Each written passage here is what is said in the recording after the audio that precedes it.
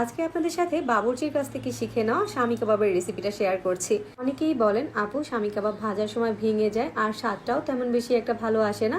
তো আজকে আপনাদেরকে বেশি স্বাদ করে আর পারফেক্ট ভাবে কিভাবে শামি কাবাব বানাবেন সেটা শিখিয়ে দিচ্ছি।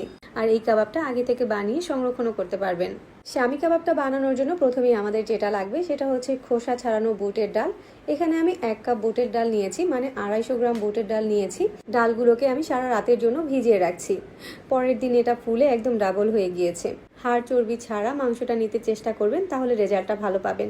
মাংসটাকে কিন্তু আমি একটু ছোট করে কেটে নিয়েছি যাতে করে মাংসটা তাড়াতাড়ি সিদ্ধ হয়ে যায়। আচ্ছা, এবার একটা টিপস শিখিয়ে দিচ্ছি। প্রতি 1 কেজি মাংসের জন্য 250 গ্রাম পর্যন্ত বুটের ডাল নিতে পারবেন। এর থেকে বেশি নিলে কিন্তু কাবাব কখনোই পারফেক্ট হবে না আর স্বাদটাও ভালো আসবে না। ডাল আর মাংসটাকে একটা কড়াইতে নেওয়ার পর এখানে হাফ কাপ পেঁয়াজ কুচি দিয়েছি।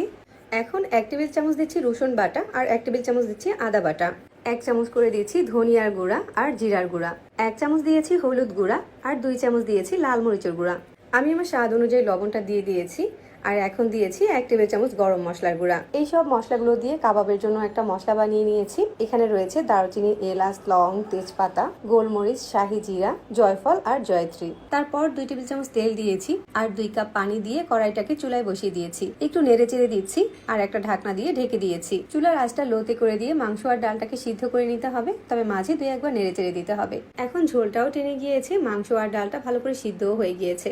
তারপরেও এখানে যতটুকু পানি আছে ঢাকনা খুলে নেড়ে চেড়ে পানিটাকে একদম শুকিয়ে নিতে হবে। তারপর একটা ব্লেন্ডারের জারে নিয়ে ব্লেন্ড করে নিয়েছি। চাইলে কিন্তু আপনারা ডাল আর মাংসটাকে শিলপাটাতেও বেটে নিতে পারেন। কাবাবের মিশ্রণটা বাটিতে নেওয়ার পর 1 কাপ মিহি কুচি পেঁয়াজ দিয়েছি, 7-8টা কাঁচামরিচ কুচি দিয়েছি। যে গরম মশলাটা বানিয়েছিলাম ওখান থেকে 1.5 চামচ দিয়ে দিচ্ছি। একটা ডিম দিয়ে দিলাম। এখন যদি লবণ কিছুটা কম মনে হয় তাহলে সামান্য একটু লবণ অ্যাড করে দিতে পারেন। এখন সব কিছু একসাথে ভালো করে মাখিয়ে নিচ্ছি। হাত দিয়ে একদম কষলে কষলে মাখিয়ে নিতে হবে যাতে করে পেঁয়াজটা নরম হয়ে যায়। কাবাবের মিশ্রণটা যদি একটু শুকনো মনে হয় তাহলে এখানে 2টা ডিমও দিতে পারেন। ডিমটা এখানে বাইন্ডিংয়ের কাজ করবে। ডিমটা দিলে কাবাব ভাজার সময় আর ভেঙে যাবে না। ভালো করে মাখিয়ে নেওয়ার পর হাতটা পরিষ্কার করে এভাবে করে কাবাবগুলো বানিয়ে নিচ্ছি। বানানোর সময় হাতে একটু তেল মাখিয়ে নেবেন, তাহলে হাতের সাথে লেগে থাকবে না আর কাবাবের উপরটা এরকম মসৃণ হবে। অনেকগুলো কাবাব আমি একসাথে বানিয়ে নিয়েছি। কাবাবগুলোকে এখন এয়ারটাইট জারে ভরে ডিপ ফ্রিজে 3 মাসের মতো সংরক্ষণ করতে পারবেন। কাবাবগুলো ভাজার জন্য মিডিয়াম আঁচে তেল গরম করে কাবাবগুলোকে দিয়ে দিচ্ছি। তেলটাকে অতিরিক্ত গরম করে কাবাবগুলো ছাড়লে কাবাবগুলো ভেঙে যাবে। এই টেকনিকটা ফলো করবেন, তাহলে আর কাবাবগুলো ভাজার সময় ভেঙে যাবে না। ভাজার সময় যদি কাবাবগুলো এরকম তেলের উপরে ভেসে ওঠে তাহলেই বুঝতে হবে কাবাবগুলো একদম পারফেক্ট হয়েছে। কাবাবগুলোকে ডুবো তেলে ভাজলে উপরে নিচে সমান দিকেই সমান একটা কালার আসবে। একটু সময় নিয়ে কাবাবগুলোকে ভেজে নিতে হবে। কাবাবগুলো যখন এরকম লাল হয়ে গিয়েছে তখন তেল ঝরিয়ে উঠিয়ে নিয়েছি।